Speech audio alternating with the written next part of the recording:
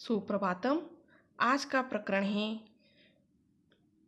वैदिक साहित्यम प्रश्न उत्तर। वैदिक साहित्य के प्रश्न उत्तर, इसके बारे में हम चर्चा करेंगे। जो आपके 10 अंकों का आएगा।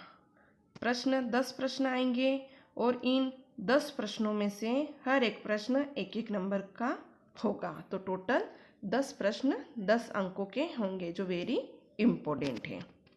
देखते हैं। सूक्त मंडल भेदेन कह वेदः विभक्तः। सूक्त मंडल भेद से कौन सा वेद विभक्त है? सूक्त मंडल भेदेन ऋग्वेदः विभक्त। सूक्त मंडल भेद से ऋग्वेद विभक्त है। दूसरा,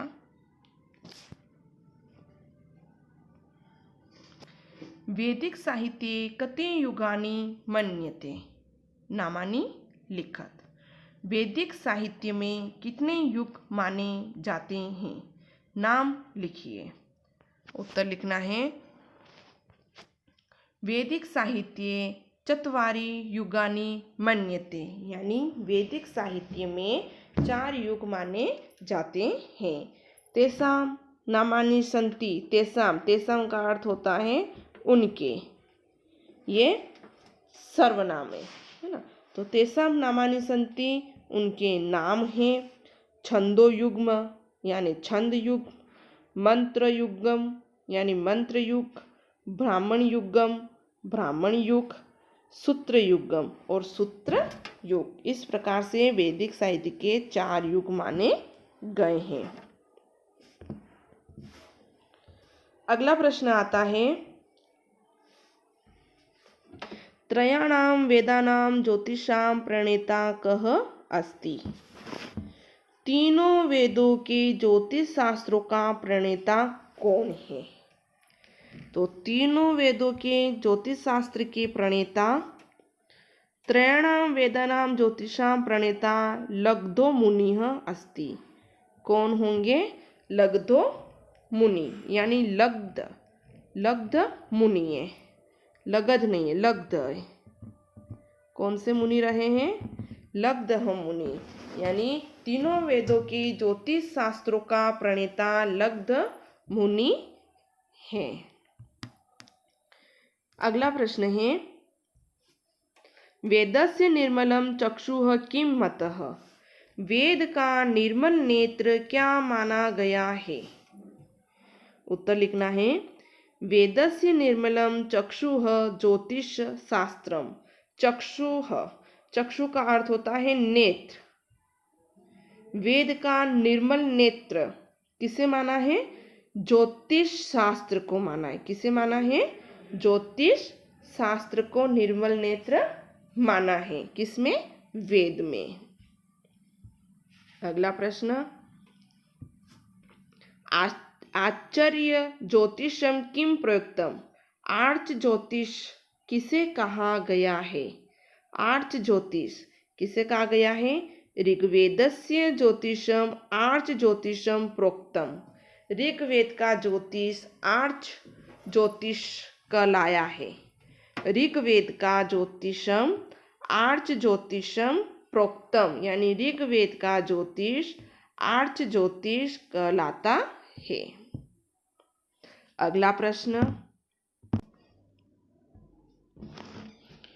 कोल विज्ञापकम शास्त्रम किम उच्यते। समय बताने वाला शास्त्र क्या कहलाता है? ज्योतिषम काल विज्ञापकम शास्त्रम उच्यते। ज्योतिष समय बताने वाला शास्त्र कहलाता है।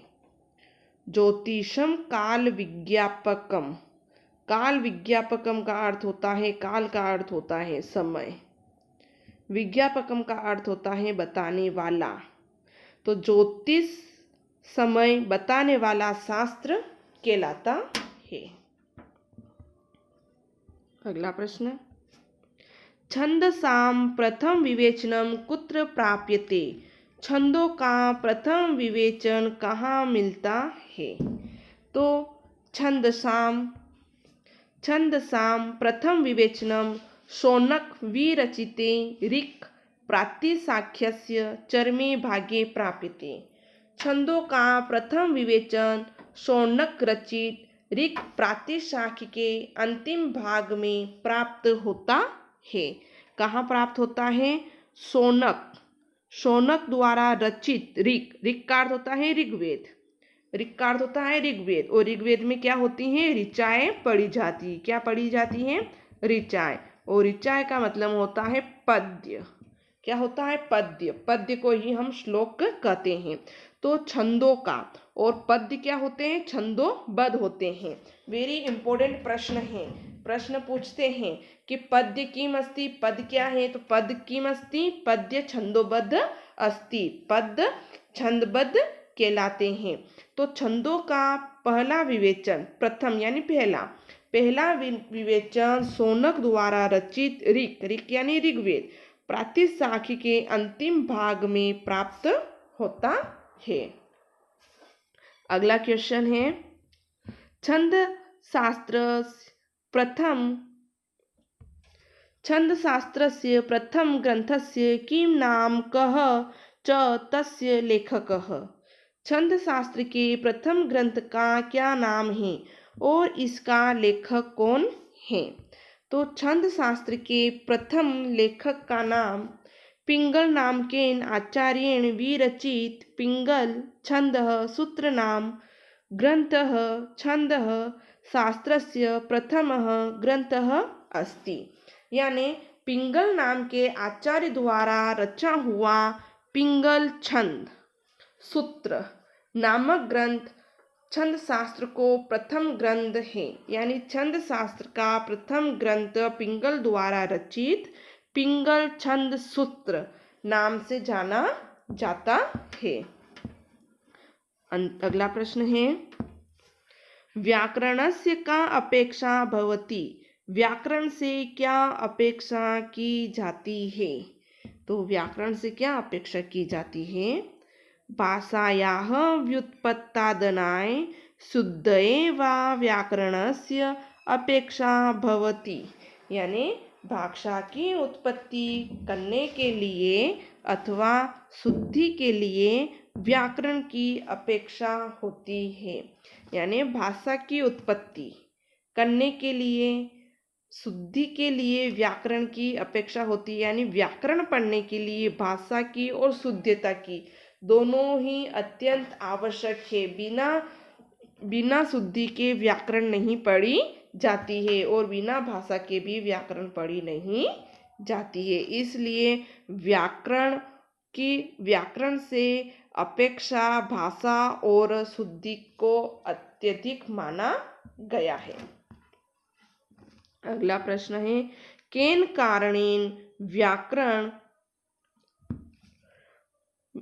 कारणेन व्याकरणस्य वेदांगत्वं समर्थ्यते। किस कारण से व्याकरण का वेदांगत्वं समर्थित है? तो इसका उत्तर है, वेद रक्षा क्षमतया व्याकरणस्य वेदांगत्वं समर्थ्यते। वेद रक्षा की क्षमता द्वारा व्याकरण का वेदांग होना समर्थित माना गया है। अगला प्रश्न आता है, कल्प ग्रंथाः कति प्रकाराः सन्ति। कल्प ग्रंथ कितने प्रकार के हैं? तो कल्प ग्रंथाः चतुष्प्रकाराः सन्ति। श्रोतसूत्राणि, ग्राह्यसूत्राणि, धर्मसूत्राणि, शुल्बसूत्राणि च। यानी कल्प ग्रंथ 4 प्रकार के हैं, श्रोतसूत्र, ग्राह्यसूत्र, धर्मसूत्र और शुल्ब सूत्र। कल्प एक वेदांग का रूप है। यानी वेदांग मुख्य रूप से 6 प्रकार के होते हैं। उन 6 प्रकारों में से कल्प एक प्रकार बताया गया है। और वेदांग वेरी इम्पोर्टेंट है। वेदांग का प्रश्न हर बार दोनों एग्जाम में, अर्धवार्षिक परीक्षा और वार्षिक परीक्षा दोनों में ही पूछा जाता है और यही प्रश्न 2 नंबर का आता है। आगे, सुलभ सूत्रेषु के नियमा निरूपिता। सुलभ सूत्रेषु यानी सुलभ सूत्रों में कौन सा नियम वर्णित है? तो सुलभ सूत्रों में यज्ञ वेदा निर्माणम तस्या माप विषयकाः च नियमाः निरूपिता। सुलभ सूत्रों में यज्ञ वेदी के निर्माण और इसकी मापम विषयक नियम वर्णित हैं। यानी सुलभ सूत्रों में यज्ञ वेदी के निर्माण और इसकी माप विषयक नियम वर्णित बताया गया है। अगला प्रश्न आता है, यास्केन को ग्रंथः लिखितः। यास्क ने कौन सा ग्रंथ लिखा? यास्क ने निरुक्तः ग्रंथः लिखितः। यास्केन निरुक्त ग्रंथः लिखितः यानी यास्क ने निरुक्त ग्रंथ लिखा। निरुक्त जो आया है यह भी वेदांग का ही प्रकार है। निरुक्त भी क्या है? वेदांग का प्रकार बताया गया है। अगला प्रश्न आता है, ग्रह सूत्रेषु कस्य वर्णनम विद्यते। ग्रह्य सूत्रों में किसका वर्णन है? तो ग्रह्य सूत्रेषु षोडश संस्काराणाम पंच महायज्ञानाम पाक यज्ञानाम ग्रह निर्माणस्य ग्रह प्रवेशस्य पशुपालनस्य च इत्यादीनां विषया वर्णनम अस्ति। यानी ग्रह सूत्रों में 16 संस्कारों का 16 प्रकार के संस्कारों का, पंच महायज्ञों का, पाक यज्ञों का, पाक का अर्थ होता है शुद्ध, पाक यज्ञों का, ग्रह निर्माण का, ग्रह प्रवेश का, पशुपालन का आदि विषयों का वर्णन है। किसके अंदर है? ग्रह सूत्र में। किसके अंदर? ग्रह सूत्र के अंदर। अगला प्रश्न आता है, शिक्षायाः किम प्रयोजनम। शिक्षा का क्या प्रयोजन है? तो शिक्षायाः प्रयोजनम वेद मंत्राणाम शुद्धम उच्चारणम अस्ति। शिक्षा का प्रयोजन वेद मंत्रों का शुद्ध उच्चारण से माना गया है। अगला प्रश्न आता है,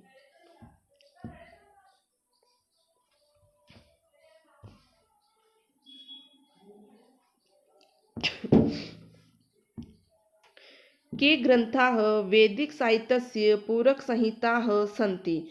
कौन से ग्रंथ वैदिक साहित्य की पूरक संहिता है? तो ब्राह्मण, आरण्यकम, उपनिषदम च वैदिक साहित्यस्य पूरक संहिता सन्ति। ब्राह्मण, आरण्यक और उपनिषद वैदिक साहित्य की पूरक संहिता बताई गई है।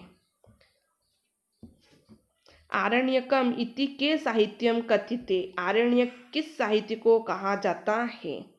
तो यस्य साहित्यस्य अध्ययनम अध्यापनम च नगर ग्रामाभ्याम दूरम अरण्ये भवति स्म तत् साहित्यम आरण्यके कथ्यते। जिस साहित्य का अध्ययन और अध्यापन नगरों गांवों से दूर वन में होता था उस साहित्य को आरण्यक कहा जाता है। क्या कहा है कि यस साहित्यस्य अध्ययनम अध्यापनम च नगर ग्रामाभ्याम दूरम अरण्ये भवति स्म। यानी जिस साहित्य का अध्ययन और अध्यापन नगरों गांवों से दूर वन में होता था तत् साहित्यम आरण्य के कथ्यते। तो उस साहित्य को आरण्य कहा जाता है। अगला प्रश्न,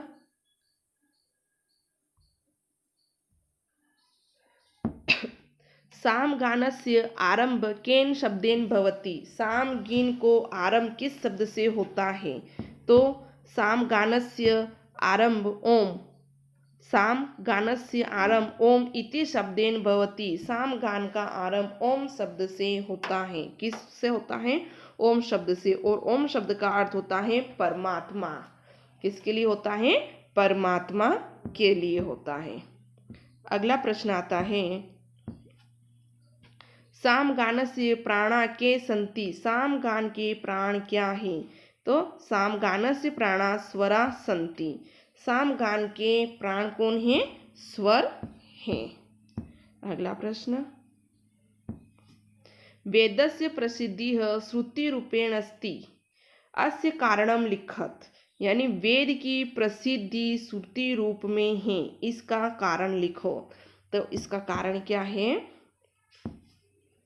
वेदाः श्रुति परंपराया एव प्राचीन कालात् इदानीं पर्यन्तं सुरक्षिताः सन्ति, अतः एतेषां प्रसिद्धिः श्रुतिरूपेण अस्ति।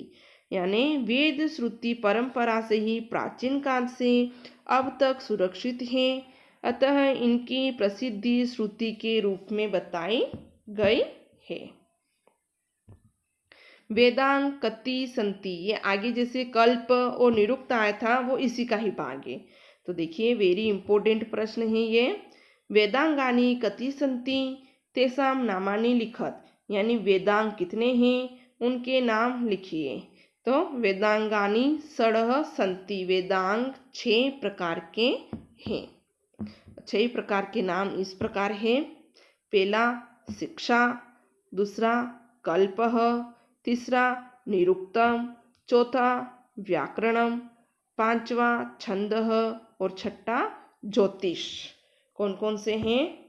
शिक्षा, कल्प, निरुक्त, व्याकरण, छंद और छठा लास्ट है अंतिम ज्योतिष। ये क्या कहलाते हैं? वेदांग कहलाते हैं। क्या कहलाते हैं? वेदांग कहलाते हैं। अगला प्रश्न है, शिक्षा शास्त्रे किं वर्णितम अस्ति? शिक्षा शास्त्र में क्या वर्णित है? शिक्षा शास्त्रेण मंत्राणाम उच्चारणस्य ज्ञानम स्वर ज्ञानम च वर्णितम अस्ति। शिक्षा शास्त्र में मंत्रों के उच्चारण का ज्ञान और स्वर वर्णित बताया गया है। अगला प्रश्न, कल्पसूत्राणां वर्ण्य विषयः कः? कल्पसूत्रों का वर्ण्य विषय क्या है? तो उत्तर है कल्पसूत्र ग्रंथेषु वेदोयुक्तागानां वेदोक्त यागानां पूर्ण परिचयः प्रदत्तः। कल्पसूत्रों के ग्रंथों में वेद द्वारा बताए गए यज्ञों का पूरा परिचय दिया गया है। अगला प्रश्न, व्याकरणस्य किं प्रयोजनम? व्याकरण का क्या प्रयोजन है? तो उत्तर है वैदिक शब्दानां शुद्धि निर्धारणम एवं व्याकरणस्य प्रयोजनम। वैदिक शब्दों का शुद्ध निर्धारण करना ही व्याकरण का प्रयोजन माना गया है। निरुक्ते कस्य विवेचनम प्राप्यते? निरुक्त में किसका विवेचन प्राप्त होता है? तो निरुक्ते वैदिक शब्दानां उत्पत्ति पूर्वकम अर्थ विवेचनम अस्ति। निरुक्त में वैदिक शब्दों का उत्पत्ति पूर्वक अर्थ का विवेचन बताया गया है। छंद शास्त्र किम प्रयोजनम? छंद शास्त्र का क्या प्रयोजन है? तो छंद शास्त्र का प्रयोजन है यतिचरण मंत्रादीनाम आधारेण मंत्राणाम शुद्ध स्वरूप निर्धारणम एवं छंद शास्त्रस्य प्रयोजनम। क्या बताया है? फिर से देखिए, यतिचरण मात्रादीनाम आधारेण मंत्राणाम शुद्ध स्वरूप निर्धारणम एवं छंद शास्त्रस्य प्रयोजनम। यति चरण मात्रा आदि के आधार से मंत्रों के शुद्ध स्वरूप का निर्धारण ही छंद शास्त्र का प्रयोजन कहलाता है। अगला प्रश्न, ज्योतिष शास्त्र से उपयोगम लिखत। ज्योतिष शास्त्र का उपयोग लिखिए। ज्योतिष शास्त्र का उपयोग है ज्योतिष शास्त्र से यज्ञ आदि क्रियाणाम निर्दोष मुहूर्तम ज्ञातुम मार्गदर्शनम करोति। ज्योतिष शास्त्र यज्ञ आदि क्रियाओं के निर्दोष मुहूर्त को जानने के लिए मार्गदर्शन करता है। किनका मार्गदर्शन करता है? निर्दोष मुहूर्त। निर्दोष मुहूर्त का मार्गदर्शन प्रदर्शित करता है। अगला, छंद शास्त्र से प्रथम आचार्य कः आसीत्? छंद शास्त्र के प्रथम आचार्य कौन है? ये प्रश्न आगे भी आया हुआ है कि छंद शास्त्र के प्रथम आचार्य पिंगल हैं। कौन है? आचार्य पिंगल है, जिन्होंने पिंगल छंद शास्त्र सूत्र लिखा है। अगला, यजुर्वेदस्य कति भेदाः सन्ति नामानि लिखत। यजुर्वेद के कितने भेद हैं? नाम लिखिए।